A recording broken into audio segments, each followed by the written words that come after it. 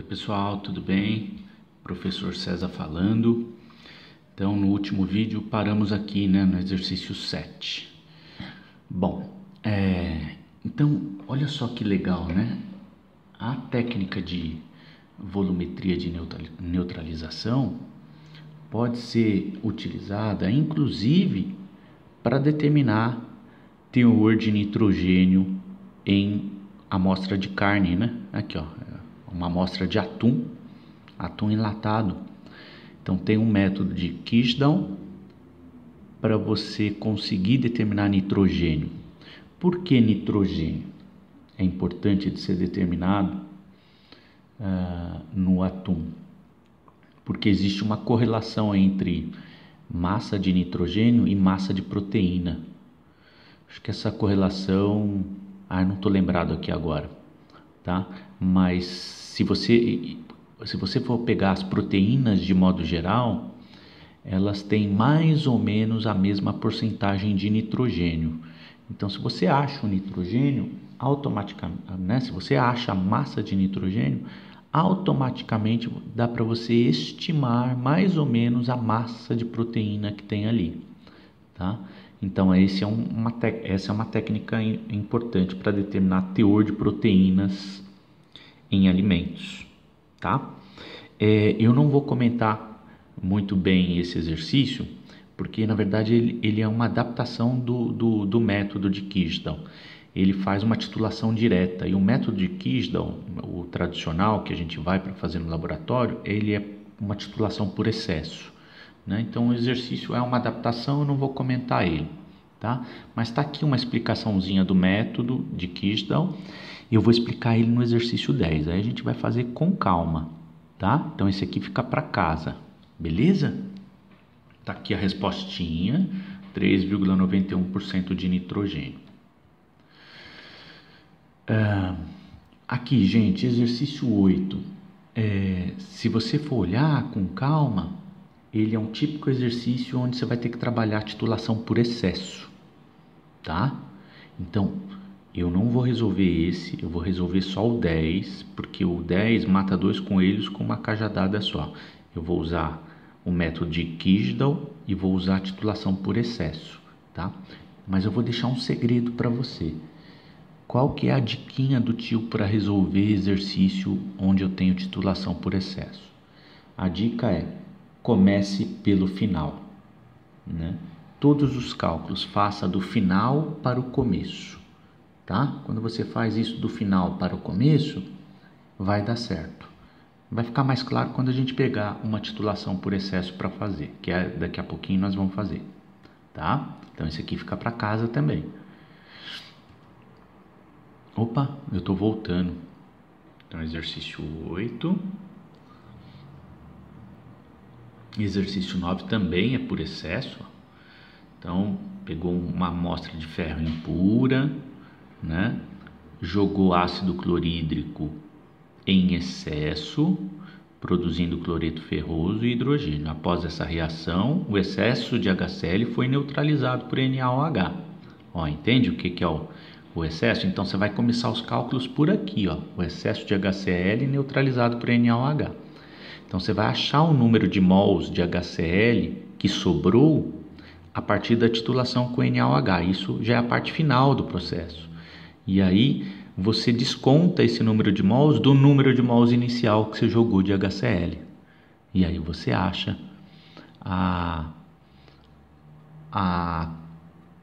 o número de mols de HCl que foi consumido para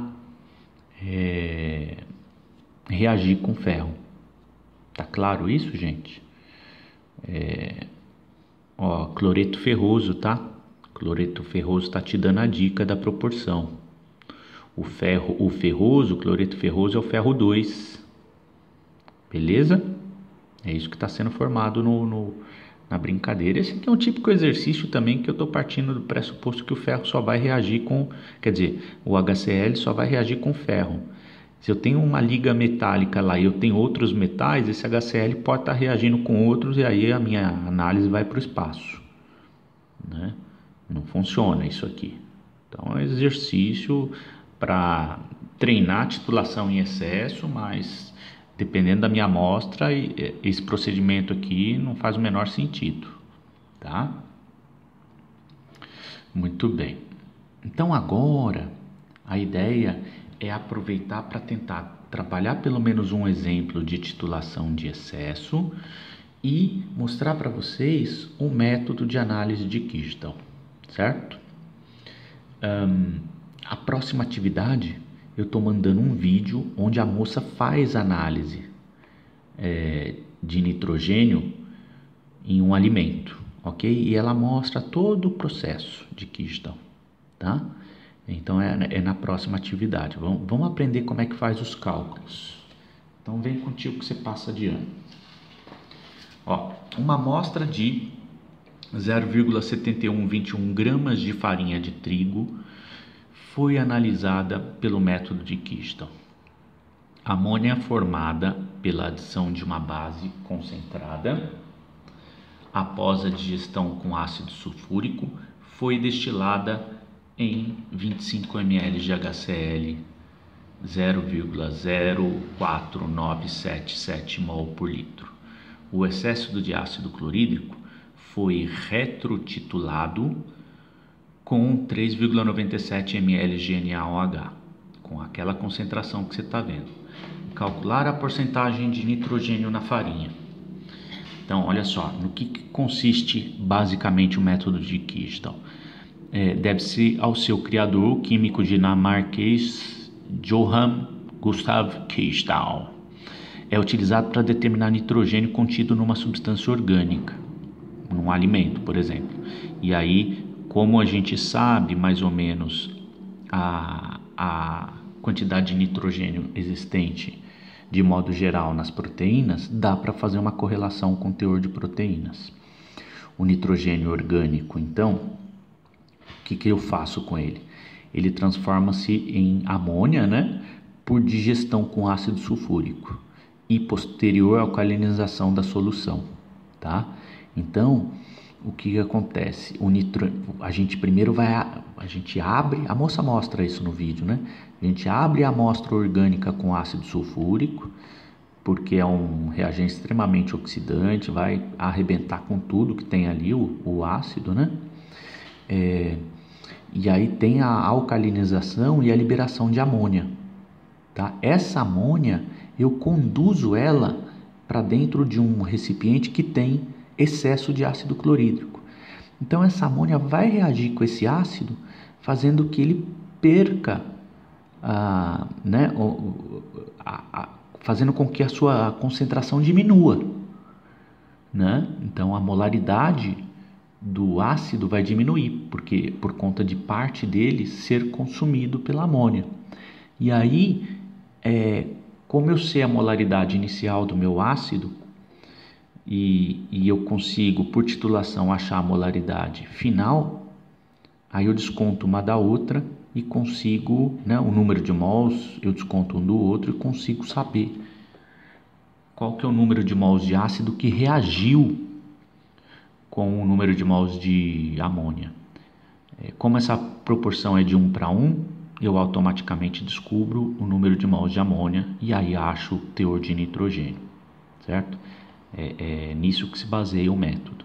Eu vou mandar o vídeo para vocês, é bem legal, a moça faz um passo a passo, mas a gente vai resolver o exercício aqui agora, tudo bem? Vamos lá então. Vem com o tio que você passa de ano. Opa! Peraí, que aqui... Nossa, cara. Meu tripézinho, olha só que loucura. Meu tripézinho aqui deu uma... Tá bom. Esse negócio de forçar tripé é uma beleza. Aí, cara, ó. Aqui não tem maquiagem não, cara. Aqui é na raça. Vamos lá. Então, exercício número 10.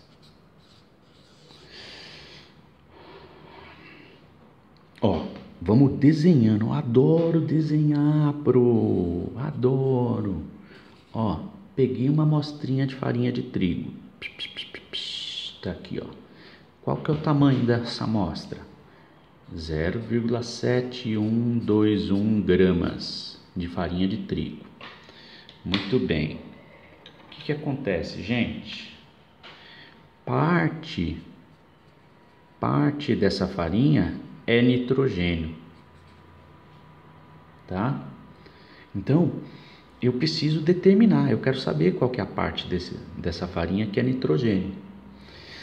Esse nitrogênio, ele pode ser capturado, né? Capturado na forma de NH3. Gente, então percebe? Você não precisa conhecer todas as reações. A moça lá no vídeo até mostra lá as reações, os compostos formados em cada etapa. Mas não precisa. Você vê aqui que o problema não me informa nada. Não tem problema nenhum. O que importa é o nitrogênio, ele está aqui, ó, no composto, né? na farinha. Muito provavelmente sob a forma de proteína. Você joga um ácido, né? Então você vai jogar aqui o ácido sulfúrico, que vai arrebentar com tudo, certo? Então é isso que vai acontecer, o ácido vai arrebentar com tudo. E aí, depois do ácido, você vai fazer uma alcalinização, que eu não lembro qual que é a base que joga, a moça lá fala, tá? Não sei se é soda cáustica, não lembro. O fato é que tem uma alcalinização. E aí, depois dessas duas etapas, esse nitrogênio se desprende da proteína, né? E ele se transforma, ele é convertido em amônia, tá? Então, o que importa é que ele estava aqui, aí ele foi liberado sob essa forma. Muito bem. Aí, o que acontece? Isso aqui é um gás, né? Eu conduzo esse gás por meio de um caninho. Você vai ver lá o sistema, o equipamento para analisar a proteína, ele é todo vedado, não deixa escapar nada. Aí eu conduzo esse gás para dentro de um copo com uma quantidade de HCl conhecida, né? O HCl, ele é um ácido, então eu coloco lá um determinado volume conhecido e uma concentração molar conhecida, né? Qual que é o volume que a gente está usando aqui de HCl?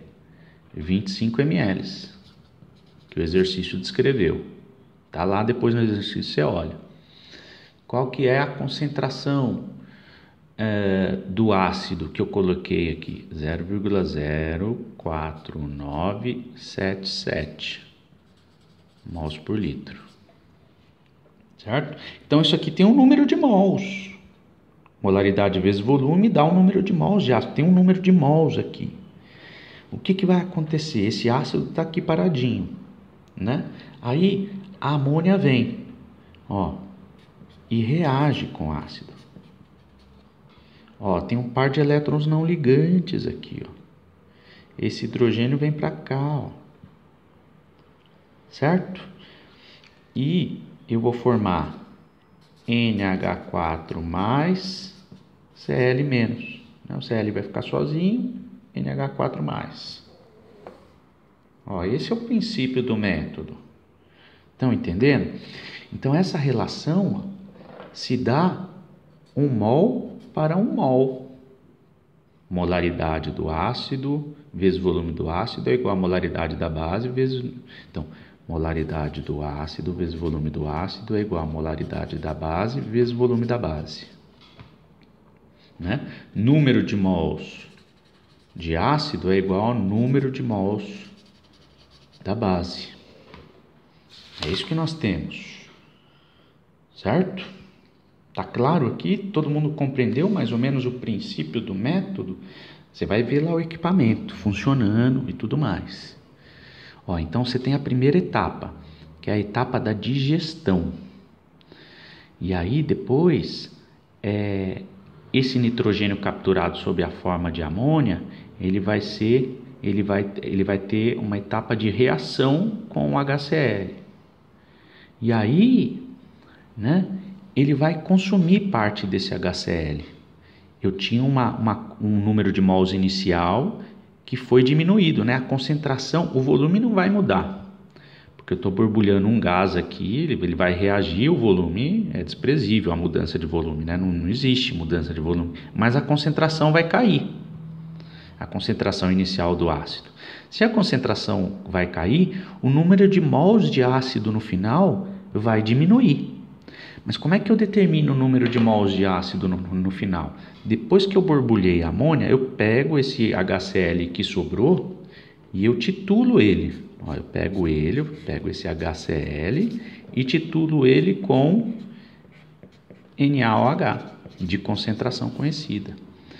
E aí eu acho o número de mols final, desconto do inicial e consigo calcular o teor de nitrogênio por meio de algumas considerações que a gente faz.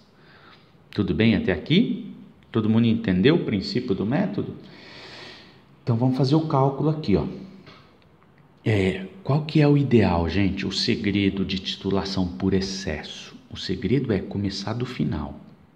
Eu comecei aqui do começo e fiquei viajando porque eu estou explicando para você o método, né? Então a gente já fez aqui como é que é o processo, né? Começa do final. O final te permite calcular o número de mols de HCl no final. Então vamos lá? Olha lá, molaridade da base vezes o volume da base é igual a molaridade do ácido vezes o volume do ácido. Qual que é a molaridade da base aqui? A concentração da base que eu coloquei na bureta aqui, ó. O exercício me informou lá, 0,04012. Qual que é o volume gasto na titulação? 3,97. Ixi, acho que eu dei uma cagada aqui, né? Vai faltar espaço, não tem problema. Eu boto uma folha aqui e a gente vai fazendo. Então, estamos começando lá do final, né? Molaridade da base vezes o volume da base é igual a molaridade do ácido vezes o volume do ácido. Aqui é 0,04012 vezes o volume da base, 3,97 ml. É 0,00397. 1, 2, 3, isso. Litros. Então, aí, meus amores, olha só que louco, né? Eu tenho a molaridade do ácido aqui, que está aqui em solução. Eu não tenho mais, ó. Lembra que o tio falou para vocês, lá no começo, quando eu estava deduzindo as fórmulas, o tio falou assim, ó. Vai ter hora que eu vou ter que usar molaridade vezes volume igual a molaridade vezes volume. Vai ter hora que eu vou ter que usar molaridade vezes volume é igual a... O que é molaridade vezes volume? É número de mols. Né? Professor, quando que eu sei isso? Você vai perceber na hora dos cálculos. E aqui a gente está percebendo, ó. Eu tenho a molaridade do ácido? Não tenho. Por quê? Porque eu preparei um ácido aqui, ó, com concentração conhecida. Mas essa concentração caiu porque eu borbulhei amônia que consumiu HCl. Então já não tenho mais essa molaridade, né? O volume eu tenho, mas a molaridade não, porque ela caiu a concentração. Então aqui eu não tenho escolha, eu não posso usar isso aqui, ó. Eu tenho que usar número de mols de ácido, né? É muito mais conveniente. Aliás, por aqui eu não consigo fazer, eu tenho que fazer por aqui, ó. Eu tenho que simplificar. Molaridade vezes volume é o mesmo que número de mols, certo? Então, o número de mols de base, que é o fruto dessa multiplicação, é igual ao número de mols de ácido, certo? É isso que a gente está pegando. Então, agora nós vamos pegar o número de mols de ácido no final, ó, no fim. Então, o número de mols de ácido no final é igual a esse vezes esse, é igual ao número de mols de base, que é a molaridade da base vezes o volume da base que eu gastei para titular. Fazendo essa continha, dá 1,593 vezes 10 elevado a menos 4 mols. Ó, esse número é muito importante, porque é o número de mols de ácido que sobrou depois da titulação, certo? Muito bem. Qual que era o número de mols de ácido no início? Qual que era? É só fazer a continha lá. Olha lá, vem com o tio. Ó, é multiplicar a molaridade do ácido no início vezes o volume do ácido. Então, a molaridade do ácido é 0,04977. E o volume de ácido que eu coloquei é 0,025 litros. Né? Então, fazendo essa continha, eu acho o número de mols de ácido no início. Vamos lá, fazendo essa continha, quanto que dá?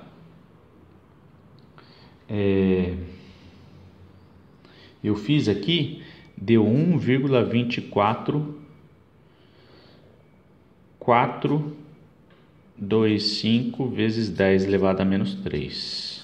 Opa, número importante também, meus amores. Então, eu tinha essa quantidade no início. Aí eu borbulhei amônia. Parte desse número de mols foi consumido pela amônia. Então, aí eu consegui, pela titulação, achar o número de mols de ácido no fim, que é o que sobra. Por isso que fala, é titulação pelo resto, ou titulação de retorno. Né? É pelo excesso. Lembra que os tipos de titulação que o tio falou para vocês? Tem a direta, tem a indireta e tem aquela que é pelo resto ou retorno. Direta a gente já fez um monte. Pelo resto e retorno, esse é o primeiro que a gente está fazendo, mas eu vou deixar mais alguns exercícios para vocês fazerem, tá? Pelo resto e retorno. Lembrando que pelo resto ou retorno, que é por excesso, sempre começa do fim, pela titulação final. Aí você acha o número de mols final, desconta do inicial e aí faz as contas. Muito bem, então agora eu vou pegar o inicial menos o final. 1,24425 vezes 10 elevado a menos 3 menos 1,593 vezes 10 elevado a menos 4. Isso dá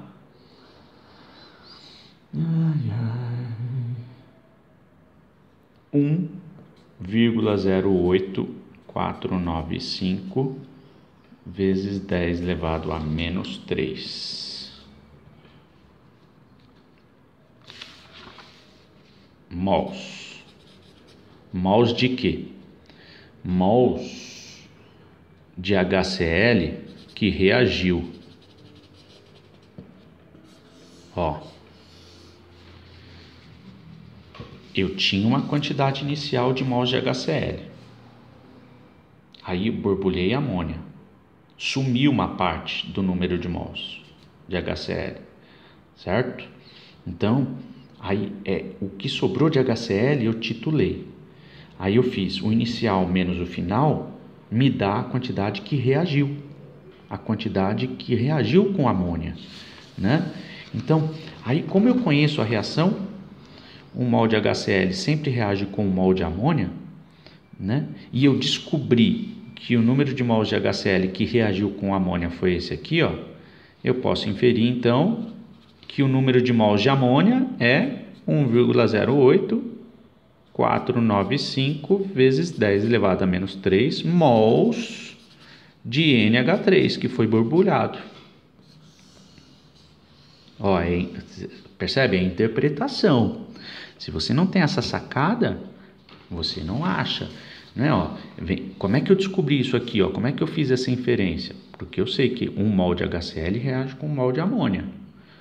Se eu descobrir que reagiu 1,08 vezes 10 elevado a menos 3 mols de HCl, então quanto que eu botei de amônia? Quanto que eu borbulhei de mols de amônia? A mesma quantidade. É 1 para 1. Então, reagiu isso, reage isso. Foi borbulhado isso. Certo? Muito bem, ó, esse exercício é bem grandinho, né? Vou até pegar outra folha. Muito bem. Agora, o que acontece? Eu preciso converter isso para massa, né? Tá em mols. Eu preciso converter isso para massa, porque ele quer a porcentagem de nitrogênio na amônia, na amostra. E a amostra eu pesei numa balança, ela foi dada em massa. Então é isso que a gente precisa fazer, ó. Então olha lá, eu achei o número de mols de amônia. Olha, perceba que o nitrogênio que estava lá, ó, lá dentro do composto orgânico, lá dentro da farinha, ele foi capturado e borbulhado dentro do HCl na forma de amônia, né? Então foi isso que eu achei, ó, o número de mols de amônia, que por um acaso é o mesmo número de mols de nitrogênio, né? Mas vamos fazer os cálculos agora. Então, eu sei que 1 mol de NH3 pesa 17 gramas, né? O nitrogênio 14, o hidrogênio 1 vezes 3, 14 mais 3, 17 gramas. 1,08495 vezes 10 elevado a menos 3, que é o número de mols de amônia que eu descobri que tem lá, tem x gramas. Fazendo a regrinha de 3, x é igual a 0,0184 gramas de amônia. É isso que eu quero? Não, eu quero o teor de nitrogênio. A partir do teor de nitrogênio, eu consigo estimar o teor de proteína. Existe uma relação. O pessoal da bioquímica sabe isso, né? O pessoal dos alimentos, né? Da tecnologia de alimentos. Eu não lembro agora o número de cabeça. Mas a moça no vídeo fala, tá? Então, o que acontece, né? Nós temos uma regrinha para fazer. Toda vez que eu tenho amônia, eu tenho uma relação da amônia com a quantidade de nitrogênio. Toda vez que eu tiver 17 gramas de amônia, eu tenho 14 gramas de nitrogênio contido nessas 17 gramas de amônia, né? Então, o que eu descobri aqui em cima? Que eu tenho 0,0184 gramas de amônia. Isso vai ter x gramas de nitrogênio. Certo? Tudo bem? Entenderam o argumento? Eu tinha descobrido 0,0184 gramas de amônia. Parte disso é nitrogênio. É isso que a gente está fazendo com cálculo aqui. X é igual a 0,0152 gramas de nitrogênio. Foi isso que o problema me perguntou? Não. Ele quer a porcentagem de nitrogênio na amostra. Eu achei a massa de nitrogênio na amostra. Então, agora eu pego a massa da amostra, corresponde a 100%, né? A massa total da amostra de farinha corresponde a 100%. A massa que eu encontrei de nitrogênio corresponde a X%. Vamos fazer o cálculo? Então, eu pesei uma amostra inicial de 0,7121 gramas de farinha. Isso corresponde a 100% da minha amostra. A massa de nitrogênio que eu encontrei foi 0,0152 gramas. Isso vai corresponder a X% da amostra. X é igual a 2,13%. Olha lá. Tá dado o resultado. Então, o resultado é esse aqui. 2,13% de nitrogênio na amostra. A porcentagem de proteína, então, é maior. Certo? Existe uma relação. Lá o pessoal da tecnologia de alimentos sabe. Eu não lembro de cabeça. Gente, todo mundo entendeu a versatilidade da técnica de titulação? Como é que ela é importante? Ela é utilizada em várias áreas. Serve para titular, determinar teor de nitrogênio e proteínas em alimentos. Serve para titular a acidez do leite com a soda Dornick. Eu vou ver se eu acho o procedimento e eu mando para vocês, né? Serve para titular acidez de vinho, né? Achar acidez de vinho, de vinagre, enfim. Tem uma versatilidade e uma aplicação na indústria que é impressionante. Aí se a gente pode pensar na indústria farmacêutica também, a gente pode pensar, por exemplo, na determinação de de vitamina C também, acho que tem como fazer, né? Então, enfim, tem uma aplicação aí bem grande. Gente, tá claro? Tô virando abóbora de novo, mas também tô terminando, tá? Vou terminando por aqui a lista de exercícios. Espero que vocês tenham entendido. E a próxima atividade, então, tem o vídeo da moça mostrando o método no passo a passo lá dentro do laboratório. A moça é do IFE, inclusive, tá? Beijo, beijo e até a próxima.